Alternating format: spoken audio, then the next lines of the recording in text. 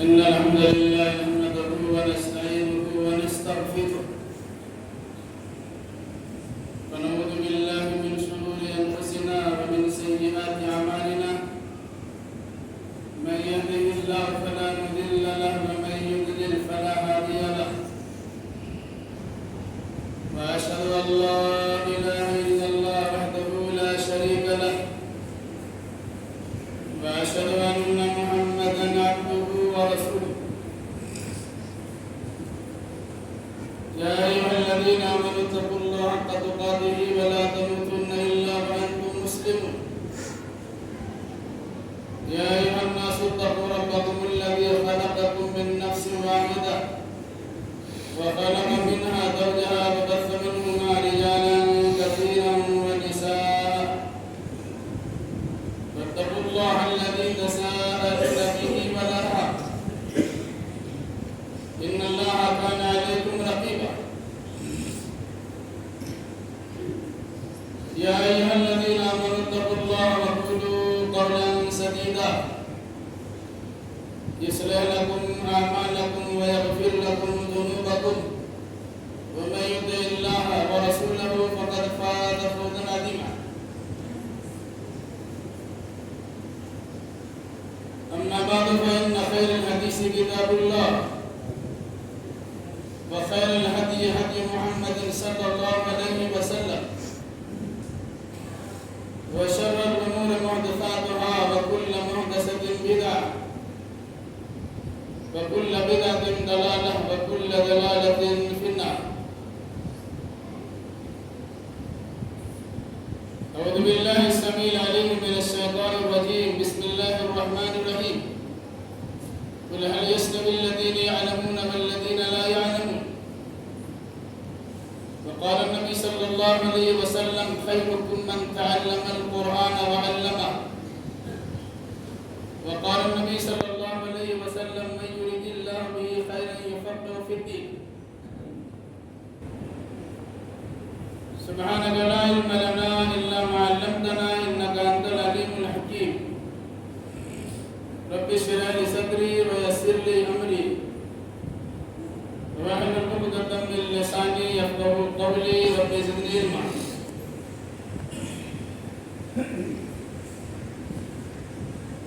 ساری تعریف لائق و سزاوار ہے سارے جہاں کے خالق و مالک اللہ رب ذوالجلال والاکرام کے لیے جو سارے جہان کا تنہا پالنہار ہے. درود و سلام نازل ہو جملہ انبیاء کرام علیہم السلام پر، خصوصاً احمد مصطفیٰ محمد مصطفیٰ صلی اللہ علیہ وسلم پر. اللہم صلی علی محمد وعلی آل محمد کما صلیت علی ابراہیم وعلی آل ابراہیم انکا حمید مجید. اللہم بارک علی محمد وعلی آل محمد كما باركت على إبراهيم وعلى آل إبراهيم إنك حميد مجيد.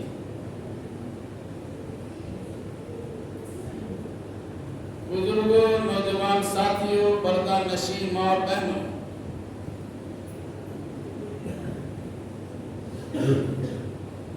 خطبہ مسنونہ کے بعد قرآن مجید کی ایک آیت کریمہ کی تلاوت کی گئی ہے. ساتھ ساتھ رسول اکرم صلی اللہ علیہ وسلم کی 2 حدیثیں بھی پڑھی گئی.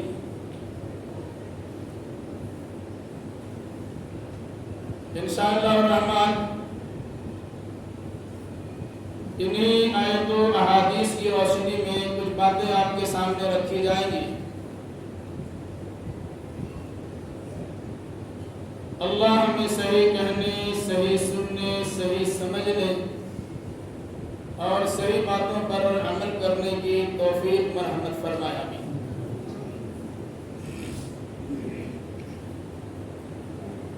تلاوت کردہ آیت کریمہ اور پڑھی گئی احادیث نبویہ کا سیدھا سادہ ترجمہ ایک بار سماعت فرما لیں. قل هل يستوي الذين يعلمون والذين لا يعلمون.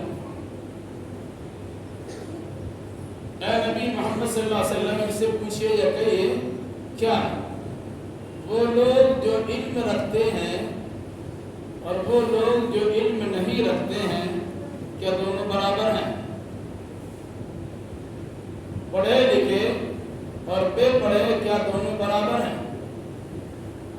اس سوالیہ انداز میں لوگوں کو سمجھانے کی کوشش کی گئی ہے کہ ہر دور میں انسان اس حقیقت کو سمجھتا ہے پڑھا لکھا اور غیر پڑھا لکھا میں بڑا فرق ہوتا ہے۔ اسی مناسبت سے اللہ کے نبی صلی اللہ علیہ وسلم سے کہا گیا قوم کے سامنے تذکرہ کیجئے هل يستوي الذين يعلمون والذين لا يعلمون. کیا جو لوگ جانتے ہیں پڑھے لکھے ہیں علم رکھتے ہیں وہ اور جو لوگ جانتے نہیں ہیں پڑھے لکھے نہیں ہیں جن کے پاس علم نہیں ہے وہ کیا دونوں برابر ہیں؟ ہر انسان کا جواب ہوگا کہ دونوں برابر ہیں۔ اس کے بعد دو حدیثیں پڑھی گئی۔ ایک حدیث ہے کہ رسول اکرم صلی اللہ علیہ وسلم نے ارشاد فرمایا خیرکم من تعلم القرآن وعلمہ، تم میں سب سے بہتر انسان وہ ہے جس نے قرآن کو سیکھا ہو اور جس نے قرآن کو سکھایا۔ دوسری حدیث پڑھی گئی، اس کا ترجمہ اس طرح ہے من یرد اللہ بہ خیرا یفقہہ فی الدین، اللہ جس کے بارے میں بھلائی کا اور خیر خواہی کا ارادہ رکھتا ہے اسے دین کی سمجھ عطا کرتا ہے۔ ان تینوں حدیثوں آیت کو مد نظر رکھتے ہوئے یہ چیز آپ کے سامنے بالکل روشن کی طرح واضح اور عیاں ہو جائے گی کہ علم اللہ تبارک و تعالیٰ کی نعمت ہے اور یہ ایسی دولت ہے کہ ہر ایک کو ملا نہیں کرتی۔ اللہ جس کے ساتھ خیر خواہی کا، بھلائی کا، اچھائی کا ارادہ کرتا ہے اسے دین کی سمجھ والا علم عطا کرتا ہے، اور جو انسان علم کے زیور سے آراستہ و پیراستہ ہوتا ہے اور علمی کتاب جو سب سے اہم کتاب ہے جس کا نام کتاب اللہ اور قرآن مجید ہے، جو انسان اسے پڑھتا پڑھاتا ہے اللہ کے نبی صلی اللہ علیہ وسلم کے فرمان کی روشنی میں خیرکم، تم میں سب سے بہتر انسان وہی۔ پھر اس سے پہلے آیت کی روشنی میں بات آئی ہے یستوی الذین یعلمون والذین لا یعلمون، کہ علم والے اور بے علم دونوں برابر ہو ہی نہیں سکتے۔ یہاں پر یاد رکھیے کچھ علم دنیاوی، کچھ علم دینی۔ دنیاوی علم کے ذریعے سے انسان دنیا کماتا ہے، روزی روٹی کا مسئلہ حل کرتا ہے، زندگی اچھے انداز سے گزارنے کی کوشش کرتا ہے، سماج میں دینی تعلیم کے بالمقابل دنیاوی تعلیم والوں کی زیادہ عزت بظاہر دکھائی دیتی۔ اس مناسبت سے انسان اپنے بچوں کو اسکول میں، کالج میں، یونیورسٹیوں میں اور دنیا بھر کی دینی تعلیم کے بالمقابل دنیاوی تعلیم کے جگہوں میں ایڈمیشن اور داخلہ کرا کر اپنے بچوں کو عصری اور دنیاوی تعلیم سے آراستہ پیراستہ کراتے۔ مقصد کیا ہوتا ہے؟ بچے بڑے ہوں گے، نوکری اور سروس کریں گے، ان کی زندگی سیٹل ہو جائے گی، آرام سے ان کی لائف اور زندگی گزر جائے گی۔ یہ گھر والے بھی چاہتے ہیں، پڑھنے والے بچے اور بچیاں بھی چاہتے ہیں۔ اس کے بالمقابل دنیا کے بالمقابل دینی تعلیم کی اسلامی شریعت میں بڑی اہمیت ہے، جس کی وجہ یہ ہے کہ جو انسان دینی تعلیم حاصل کرتا ہے وہ سب سے پہلے اللہ کو پہچانتا ہے، رسول اللہ کو پہچانتا ہے، کتاب اللہ کو پہچانتا ہے، ملائکۃ اللہ کو پہچانتا ہے، آخرت کی تقدیر کی خیر و شر کو بھی پہچانتا ہے، آخرت میں کام آنے والی عبادتوں کو اور عملوں کو بھی جانتا اور پہچانتا ہے، اور پھر اسی روشنی میں اس دنیا کو اس طرح گزارتا ہے کہ دنیا میں بھی پیچھے نہ رہنے پائے اور آخرت میں ان کی سبقتی رہ جائے۔ اس مناسبت سے دینی تعلیم کی بڑی اہمیت ہے۔ اگر آپ دیکھیں گے آج اپنے علاقے میں بلکہ بہار کے پیمانے پر مدارس اسلامیہ کے سرٹیفکیٹ ہی پر بہت سے اسکول کے اساتذہ ٹیچر بار ہیں، وہ مدارس اسلامیہ ہی ہے۔ آپ نے فوقانیہ کا ایگزام دیا ہو، کہ مولوی کا ایگزام دیا ہو، کہ عالم الفاضل کا ایگزام دیا ہو، اسکول کے بالمقابل مدارس کے امتحان میں اچھے نمبرات کے حصول کی بنیاد پر انہیں سروس ملی ہے۔ تو قسمتی کی بات ہے کہ جن کو مدارس کی تعلیم کی بنیاد میں سروس ملی، وہ مدارس کو سب سے ہیٹ نگاہ سے دیکھتے ہیں۔ اللہ نے نہیں سمجھ کے توفیق دی۔ بہرحال پتہ نہیں تھا کہ ایک عصری تعلیم ہے، دوسری دینی تعلیم ہے، ایک دنیاوی تعلیم ہے، دوسری دینی تعلیم ہے۔ دنیاوی تعلیم سے بھی انکار نہیں ہے، اس کی بھی ضرورت ہے، لیکن اس کے بالمقابل دینی تعلیم کی اشد ضرورت ہے کہ جس کی بنیاد پر انسان اپنے آپ کو مسلمان بنا کے رہ سکتا ہے اور بچوں کو باادب بااخلاق بنا کے رکھ سکتا ہے۔ آپ کو پتا ہے اکثروں میں بیشتر گارجین اپنے پڑھے لکھے بچوں سے زیادہ نالا اور زیادہ شکایت کرنے والے ہوتے ہیں کہ ہم نے انہیں لکھایا ہے، پڑھایا ہے، سروس دلایا ہے، اور جب سروس مل گئی اور کام کرنے لگے، آمدنی کا ذریعہ ان کا بن گیا، بیوی بچوں مشغول ہو گئے، اپنے ماں باپ کو فراموش کر گئے۔ یہ چیز کم سے کم دینی تعلیم سے آراستہ افراد کا نہیں پائی جاتی ہے، بلکہ وہ سوچتے ہیں کہ ہم بھی رہیں تو ہمارے ساتھ ہمارے ماں باپ بھی ہیں، ہمارے دیگر رشتہ دار بھی ہیں، ان کے حقوق پیدا کیا ہے۔ اس لیے قرآن نے کیا کہا؟ هل يستوي الذين يعلمون والذين لا يعلمون، جاننے والے اور نہیں جاننے والے، یعنی پڑھے لکھے اور بے پڑھے لکھے دونوں برابر نہیں۔ ہر انسان اس کو جانتا بھی ہے، مانتا اور پہچانتا بھی۔ پڑھنا لکھنا انسان کا بنیادی حق، انسان کا بنیادی اور پیدائشی میں پڑھنا لکھنا۔ یہ الگ سی باتیں نہیں پڑھتے ہیں، جہالت کا ثبوت فراہم کرتے ہیں، لیکن ان کی بنیادی حق ہے اور پیدائشیت ہے۔ چنانچہ آپ دیکھیں گے قرآن مجید کی جو سب سے پہلی آیتیں نازل ہوئی ہے، بچہ جانتا ہے 30واں سپارہ میں ایک سورہ ہے جس کا نام ہے سورۃ العلق، اس کی ابتدائی 5 آیتیں ہیں۔ اقرأ بسم ربک الذی خلق، خلق الانسان من علق، اقرأ وربک الاکرم الذی علم بالقلم علم الانسان ما لم یعلم۔ دنیا نے قرآن کی زبانی جو سب سے پہلی آواز سماعت کی ہے وہ اقرأ بسم ربک الذی کی۔ اسی سورہ اقرأ کی 5ویں آیت میں کہا علم الانسان ما لم یعلم، انسان کو اللہ نے وہ سکھلا دیا جو نہیں جانتا۔ مطلب کیا ہوا؟ انسان کی بنیادی اور پیدائشی حق ہے دین سیکھنا، تعلیم حاصل کرنا، علم کے زیور سے آراستہ و پیراستہ ہونا۔ یہ الگ سی بات ہے کہ غربت و افلاس کے نتیجے میں لوگ اپنے بچوں کو یا تو کام کاج میں لگا دیتے ہیں یا بچوں کو آوارہ گردی کرنے کے لیے چھوڑ دیتے ہیں۔ حالانکہ یہ ان کا بنیادی حق بھی ہے اور پیدائشی حق بھی ہے، انہیں سکھلایا جائے، پڑھایا جائے، ان کے زیور سے آراستہ اور پیراستہ کیا جائے۔ اتنی چیزوں انہیں ضرور بتا دینی چاہیے، معلومات کرنی چاہیے کہ جس سے وہ حق اور ناحق کی تمیز کر سکے۔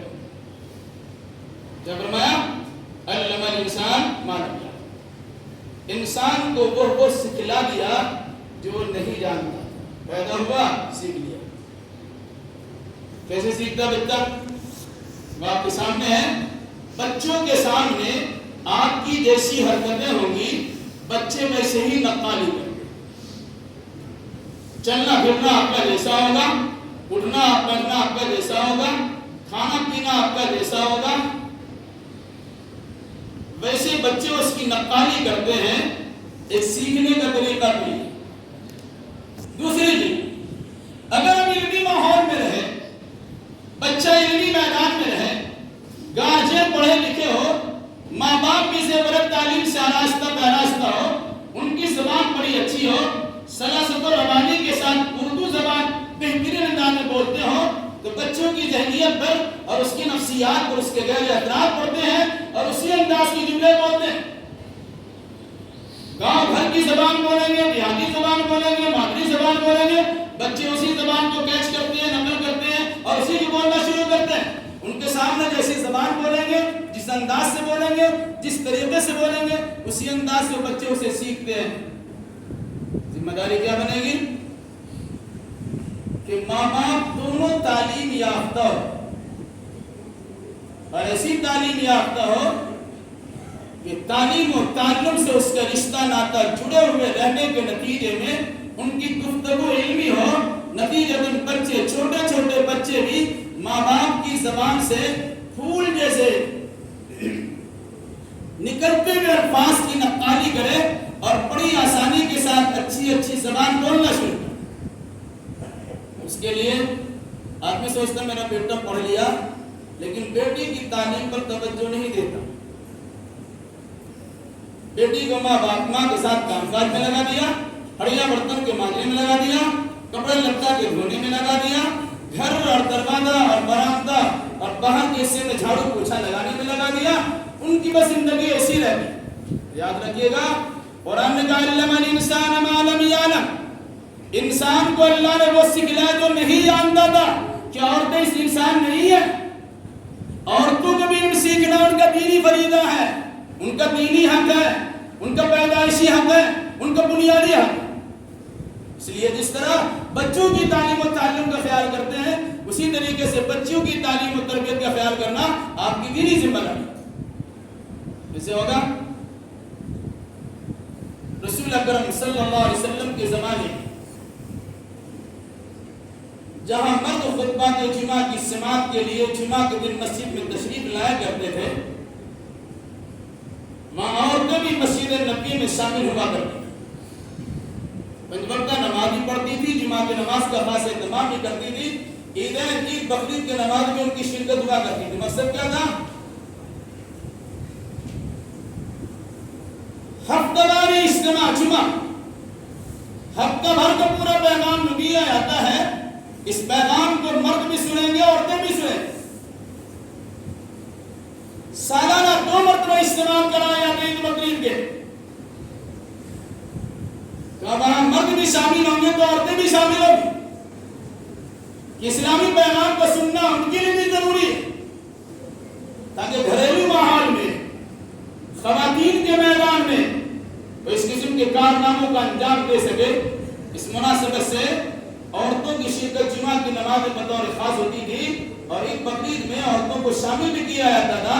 اس زمانے میں اگر لاؤڈ اسپیکر کا میک کا دورہ نہیں تھا تو اللہ کے نبی صلی اللہ علیہ وسلم کا دستور یہ تھا کہ مرد حضرات آپ کے پاس ہے، آپ نے ان کو خطاب کر دیا، اس خطاب کرنے کے بعد پھر عورتوں کو خیمہ میں جا کر وہی بات و نصیحت کرتے تھے، ان کی تقریر کرتے تھے، انہیں سمجھایا بجایا کرتے تھے۔ مقصد کیا تھا کہ مرد بھی سنیں اور عورتیں بھی سنیں، مرد بھی علم حاصل کریں، عورتیں بھی علم حاصل کریں۔ مقصد تعلیم و تربیت کو فروغ دینا تھا کہ مرد کو بھی تعلیم حاصل کرنا ضروری ہے، عورتوں کو بھی تعلیم حاصل کرنا ضروری ہے۔ یاد رکھیے گا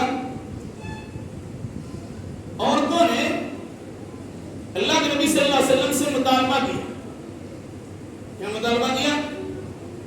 کہ مرد حضرات کو مسجد نبوی میں آتے رہتے ہیں، آپ کی مجلس میں بیٹھتے رہتے ہیں، دین سیکھنے سکھانے کا مستقل ان کو موقع ملتا رہتا ہے، کم از کم ہمارے بھی کوئی مخصوص دن تو متعین کر دیجیے جس میں کھل کر ہم آپ سے بات کر سکیں اور دین کی تعلیم حاصل کر سکیں۔ تو اللہ کے نبی صلی اللہ علیہ وسلم نے فرمایا ٹھیک ہے، ہفتہ میں ایک دن تم بھی اپنا متعین کرو۔ اس ایک دن صرف خواتین کے لیے اللہ کے نبی صلی اللہ علیہ وسلم کی نشست اور مجلس ہوتی تھی اور ان سے خطاب ہوا کرتا تھا۔ وہ عورتیں اللہ کے نبی صلی اللہ علیہ وسلم کی مجلس میں جس طرح کے جو سوالات ہوتے تھے وہ سوالات کرتی تھی، اور اللہ کے نبی صلی اللہ علیہ وسلم نے دین سکھلایا کرتے تھے ان کے سوالوں کا جواب دیا کرتے، بلکہ مسجد نبوی میں جہاں صحابہ کرام کا مجمع ہوتا تھا وہاں بعض خواتین نے اللہ کے نبی صلی اللہ علیہ وسلم سے علمی ایسے سوالات کیے جو شرمندگی کے سوالات ہیں، جنہیں عام طور سے پوچھنا شرمندگی کا باعث سمجھا جاتا ہے، لیکن بعض خاتون نے اللہ کے نبی صلی اللہ علیہ وسلم کے سامنے تمہیدی کلمات بیان کرنے کے ساتھ ساتھ وہ سوالات بھی کر لیے جن سوال کے پوچھنے میں عام طور سے شرمندگی انسان محسوس کرتا ہے۔ سوالات کیا تھے؟ مزاج بڑا آسان انداز اچھا ہے اور مزاج واضح، بیان بہترین، سوال کا انداز بڑا بہترین۔ یا رسول اللہ ان اللہ لا یستحی من الحق، اللہ بات کہنے سے شرماتا نہیں، یہ تمہیدی گفتگو۔ پھر پوچھا کیا؟ جس طرح مردوں کو احترام ہوتا ہے، مرد بالغ ہوتے ہیں اسے غسل کرنا فرض ہو جاتا اور ان پر غسل کرنا لازم ہوتا، کیا عورتوں کا بھی احترام ہو سکتا ہے، عورتوں پر بھی غسل کرنا فرض ہوتا ہے؟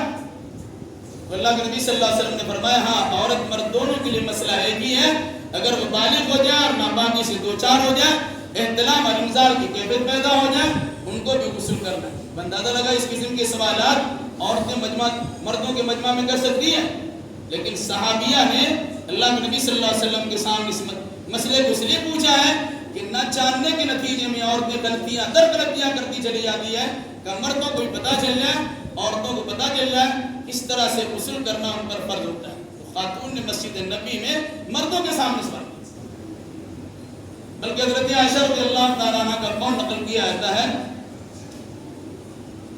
خیر النساء نساء الانصار لم یمنعهن الحیاء ان یتفقهن فی الدین، عورتوں میں سب سے بہترین عورت انصار کی عورتیں، مدینہ میں جو عورتیں ہیں وہ انصار کی عورتیں، غلط کیا؟ عورتوں میں بہترین عورت انصار کی عورت، کیوں؟ لم یمنعهن الحیاء ان یتفقهن فی الدین، کہ حیا اور شرمندگی اسے دین میں تفقہ اور سمجھ حاصل کرنے کے راستے میں رکاوٹ نہیں بنتی، مطلب شرماتی نہیں مسئلہ دریافت کرنے میں، صحیح بات کی پوچھنے میں شرمندگی اسے معنی نہیں بنتی ہے، بلکہ یہ سوچتی ہے کہ دین سیکھنا جس طرح مردوں کے لیے ضروری ہے اس طرح عورتوں کے لیے بھی ضروری ہے۔ اس مناسبت سے عورتوں نے سوالات کیے، اس پر حضرت عائشہ نے عورتوں کی تعریف کی ہے کہ بہترین عورت وہ ہے کہ شرمندگی کے نتیجے میں مسئلہ پوچھنے کی گریز نہیں کرتی ہے، بلکہ یہ سوچتی کہ مسئلہ میں سیکھنا چاہیے اور پوچھنا چاہیے۔ وجہ انسانی آبادی کا نصف حصہ، آدھا حصہ مرد پر مشتمل ہے تو آدھا حصہ عورتوں پر مشتمل ہے۔ مرد حضرات کے لیے بہت سارے مواقع ہوتے ہیں، تو اس کی مجلسیں ہوتی ہیں، محفلیں سجتی ہیں، کانفرنسیں ہوتی ہیں، بڑے بڑے جلسے اجتماعات ہوتے ہیں۔ عام طور سے عورتوں کی شرکت یا تو معمول یعنی معدود چند ہوتی ہے، گنتی کے افراد عورتوں کی شرکت کرتی ہیں، ان کو موقع نہیں دیا جاتا ہے، لیکن مردوں کے لیے ایک طریقے سے موقع ملتا ہی رہتا ہے۔ جبکہ انسانی آبادی کا آدھا حصہ مرد پر مشتمل، آدھا حصہ عورتوں پر مشتمل۔ آخر عورتوں کو دین کون سکھائے؟ مرد دین سیکھتا ہے، ائمہ حضرات سے رابطہ قائم کرتے ہیں، خطیبوں سے ان کا تعلق ہوتا ہے، جمعہ کے خطبہ دینے والوں سے ان کا رشتہ جڑا رہتا ہے، جگہ جگہ پہ تقاریر کی مجلسیں ہوتی ہیں، وہاں دروس میں شرکت ہوتی ہے، ان سے سوالات کر لیتے ہیں۔ عورتوں کے علمی پیاس کو کس طرح بجھایا جائے؟ یاد رکھیے گا، جس طرح مردوں کے علم کا حاصل کرنا ضروری ہے اسی طرح عورتوں کے لیے بھی علم کا حاصل کرنا ضروری ہے۔ مردوں کے لیے تمام انتظام ہوتا ہے، لیکن عام طور سے عورتوں کی تعلیم و تعلم پر کوئی خاص توجہ نہیں دی جاتی، جبکہ یہ سرمایہ ایسا سرمایہ ہے کہ جو لٹتا نہیں ہے، وہ ایسی دولت ہے جو کبھی گھٹتی نہیں ہے، اسے کوئی چھین نہیں سکتا، اسے کوئی دبا نہیں سکتا، اسے کوئی غصب نہیں کر سکتا، اسے کوئی مانگ نہیں دے سکتا، اسے کوئی ختم نہیں کر سکتا، بلکہ وہ دولت ہے کہ جسے جتنا خرچ کیا جائے گا وہ دولت اتنی بڑھتی چلی جائے۔ ایک چیز اور سامنے رکھ کے بات ختم کر دیں. ابھی عالمی پیمانے پر ایک مسئلہ چھڑا ہوا. حضرت عائشہ کی شادی کا مسئلہ. 6 سال کی عمر میں ان کا نکاح ہوا, 9 سال کی عمر میں ان کی رخصتی ہوئی, 18 سال کی عمر میں وہ بیوہ ہو گئی, اور بیوہ ہونے کے بعد 47 سال تک وہ زندہ رہی. اللہ کے نبی صلی اللہ علیہ وسلم کی 11 بیویاں تھیں. پہلی بیوی کون ہے؟ حضرت خدیجہ. جب آپ کی شادی ان سے ہوئی تو اللہ کے نبی کی عمر کتنی تھی؟ 25 سال. حضرت خدیجہ کی عمر کتنی تھی؟ 40 سال. 15 سال کی بڑی بھی. دو شوہر سے بیوہ تھی. شادی ہوئی, شوہر کا انتقال ہو گیا, پھر شادی ہوئی, شوہر کا انتقال ہو گیا. اب 40 سال کی عمر کو پہنچی ہوئی ہے. اس عمر میں اللہ کے نبی صلی اللہ علیہ وسلم کو نکاح کا پیغام دیا. آپ نے نکاح کا پیغام قبول کر لیا, اپنے گارجین کو بھیجا, حضرت ابو طالب کی رضامندی سے نکاح ہو گیا. جب تک حضرت خدیجہ آپ کی زندگی میں رہی, آپ نے دوسرا نکاح نہیں کیا. سن 50 میں, یعنی اللہ کے نبی صلی اللہ علیہ وسلم کے عمر کے 50ویں سال حضرت خدیجہ کا انتقال ہوا. اس وقت حضرت خدیجہ کی عمر 65 سال اور اللہ کے نبی کی عمر کتنی؟ 50 سال کی تھی. پھر اس کے بعد آپ نے شادی کی ہے, اور اس کے کچھ مہینے کے بعد حضرت عائشہ سے آپ کا نکاح ہوا. پھر اس کی 3 سال کے بعد حضرت خدیجہ, حضرت عائشہ کی رخصتی ہوئی. ساری بیویاں یا تو مطلقہ جن کو طلاق دی گئی ہو, یا متوفی نہ ہو جائے ان کی جس کا شوہر کا انتقال کر گیا ہو. صرف ایک بیوی حضرت عائشہ جن کی عمر رخصتی کے وقت میں صرف 9 سال کی تھی اور 18 سال کی عمر میں بیوہ ہوئی, یعنی اللہ کے نبی صلی اللہ علیہ وسلم کے ساتھ صرف 9 سال کی. اس کم عمر کی بچی سے نکاح آپ نے کیوں کیا تھا؟ اس زمانے میں بڑے عمر کے مرد کا نکاح کم عمر کی لڑکی سے ہونا کوئی معیوب اور غلط بات نہیں تھی. یہی وجہ ہے کہ مکہ کے مخالفین نے اللہ کے نبی صلی اللہ علیہ وسلم کی شادی پر کوئی اعتراض نہیں کیا. نہ یہودی نے اعتراض کیا, نہ عیسائی نے اعتراض کیا, نہ مشرکین و کفار نے اعتراض کیا, نہ منافقین نے اعتراض کیا, نہ ادھر ادھر کسی لوگوں نے اعتراض کیا. کیوں؟ ایک عام رواج تھا, کم عمر کی بچی سے نکاح ہو سکتا. دوسری بات, اللہ کے نبی صلی اللہ علیہ وسلم نے حضرت عائشہ سے کم عمری میں نکاح کیوں کیا؟ وجہ اس کی علماء یہ بتلاتے ہیں کہ ساری خواتین, ساری بیویاں جو آپ کی عمر دراز تھی, عمر دراز ہونے کے نتیجے میں بہت ساری باتیں ذہن و دماغ میں سماتی نہیں ہے. وہ پڑھنے پڑھانے کا زمانہ نہیں ہوتا ہے, سیکھنے سکھانے کا دور نہیں ہوتا ہے, وہ گھر سنسار سنبھالنے کا زمانہ ہوتا ہے. سیکھنے کی عمر کم عمری کی ہوتی ہے. تو حضرت عائشہ سے کم عمری میں نکاح کا مقصد یہ تھا کہ کم عمری کے زمانے میں اللہ کے نبی صلی اللہ علیہ وسلم کے ساتھ رہتے ہوئے وہ دین سیکھیں گی, تاکہ آپ کی دنیا سے چلے جانے کے بعد ایک لمبی عمر ملے اور دنیا والوں کو صرف زیور علم سے آراستہ پیراستہ کرنے کی ذمہ داری قبول کرے. یہ وجہ ہے کہ 2000 سے زیادہ حدیثوں کی روایت کرنے والی یہ حضرت عائشہ رضی اللہ تعالیٰ عنہ ہے. باقی اور بہت ساری بیویاں آپ کی ہیں, 10 بیویاں اور بھی ہیں, ان سے 2-4 کسی سے روایت مروی ہوگی, حدیث سے بیان ہوگی تو ہوگی, لیکن حضرت عائشہ سے 2000 سے زیادہ روایتیں مروی. وجہ کیا ہے؟ اس کم عمری میں اللہ کے نبی صلی اللہ علیہ وسلم کی صحبت میں رہ کر قریب سے دین سیکھنے کا موقع ملا. خاص طور سے عورتوں کے وہ مسائل جو گھریلو مسائل ہیں, جو اندرونی مسائل ہیں, جو حیض و نفاس کے مسائل ہیں, جو عورت نہیں بیان کر سکتی ہے, ایسے مسائل کو اللہ کے نبی صلی اللہ علیہ وسلم سے انہوں نے سیکھا اور قوم کی ماں بن کر, امت کی ماں بن کر مرد و عورتوں کو ان تعلیمات سے آراستہ پیراستہ کیا. اس میں حکمت یہ تھی کم عمر کی بچی سے اللہ کے نبی صلی اللہ علیہ وسلم سے نکاح کرنے. دنیا والے چلاتے چیختے ہیں, جبکہ ان کے مذہبی علماء, ان کے مذہبی رہنما کا یہ حال ہے, خود 15 سال کے ہیں تو 6 سال کی بچی سے نکاح کیا ہے. یہاں تو 9 سال کی بچی سے رخصتی ہوئی ہے. آج بھی ملکوں میں, باہر کے علاقوں میں بہت سارے مقامات پر کہیں 12 سال میں شادی ہوتی ہے, ہندوستان میں 18 سال میں شادی ہوتی ہے, کہیں 16 سال میں شادی ہوتی ہے, کہیں اور سال میں شادی ہوتی ہے. یہ تو ہمارے بنائے ہوئے. جبکہ بچیاں آج کے دور بھی بچیاں 8 سے 10 سال کے اندر بالغ ہو جاتے ہیں. تو حضرت عائشہ سے نکاح کم عمری میں کرنے کی وجہ یہ بتلائی جاتی کہ انہیں دین سکھایا جائے گا اور وہ دین کے مسائل کو مرد حضرات کو بھی سکھائیں گی اور ساتھ ساتھ عورتوں کو بھی سکھائیں گی. اور الحمدللہ حضرت عائشہ رضی اللہ تعالیٰ اس مسئلے میں کامیاب رہی. مرد حضرات کی پردے کے پیچھے سے آپ سے سوالات کرتی تھی. بڑا مسئلہ علماء کے درمیان صحابہ بڑے علماء صحابہ کے درمیان اختلاف ہوتا تھا. ان مسائل کی گتھیاں کو سلجھانے کے لیے حضرت عائشہ رضی اللہ تعالیٰ عنہ کی خدمت میں پہنچایا تھا. پردہ کے پیچھے سوال ہوتا مائی جان ذرا اس مسئلے کا حل بتلا دیجیے. وہ چٹکیوں مسئلے کا حل بتا دیا کرتے. کیوں؟ سیکھنے کی عمر تھی. اس سیکھنے کی عمر میں انہوں نے دین سیکھا. اس لحاظ سے جہاں مردوں کو تعلیم حاصل کرنا اس کے اسلامی اور جمہوری اور پیدائشی اور بنیادی حق ہے، اسی طریقے سے لڑکیوں کو بھی عورتوں کو بھی دین سیکھنا ان کا بنیادی اور پیدائشی. اس لیے کیا فرمایا؟ من عمل صالحا من ذکر او انثى وهو مؤمن فلنحيينه حياة طیبہ ولنجزینهم اجرهم باحسن ما كانوا يعملون. اور تم مرد میں سے جو بھی ایمان کی حالت میں کوئی بھی نیک عمل کرے گا تو اللہ تبارک و تعالیٰ اسے دنیاوی زندگی بھی خوشحال بنا دے گا اور مرنے کے بعد بھی اس کے عمل سے کہیں زیادہ بہتر سے بہتر بدلہ عطا فرمائے. اس مناسبت سے جہاں ہم اپنے بچوں کو اسکول بھیجتے ہیں بھئی اپنے بچوں کو مدرسے کا منہ بھی دکھلائیں.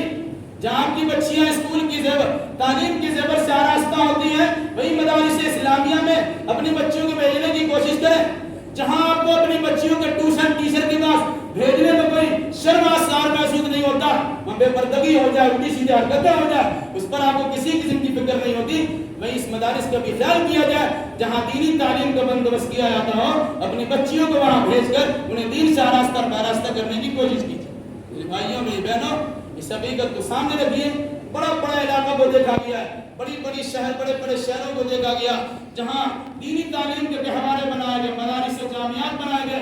وہاں کے علاقے کی خوشحالی بھی آئی ہے، وہاں دینداری بھی آئی ہے، وہاں پردے کا اہتمام بھی ہوا ہے، وہاں تربیت کا خاص خیال بھی کیا گیا ہے. وہاں کے لوگوں کے بول چال کا انداز جیسے الگ انداز میں دیکھا گیا کہ بھائی وجہ یہ ہے کہ ماحول جیسا ملتا ہے ویسے اعمال ان کے ہوتے ہیں. اس لیے ہم گزارش کرتے ہیں اپنے علاقے کے بھائیوں اور بہنوں سے کہ اپنے بچے اور بچیوں کی تعلیم کا خصوصی خیال کیجیے اور یہ خاص خیال رکھیے جن بچوں کو زیور علم سے آراستہ کیا گیا، دینی تعلیم سے خاص طور سے انہیں تربیت کرائی گئی، وہ بچے آخر وقت تک بھی آپ کا ساتھ دیں گے.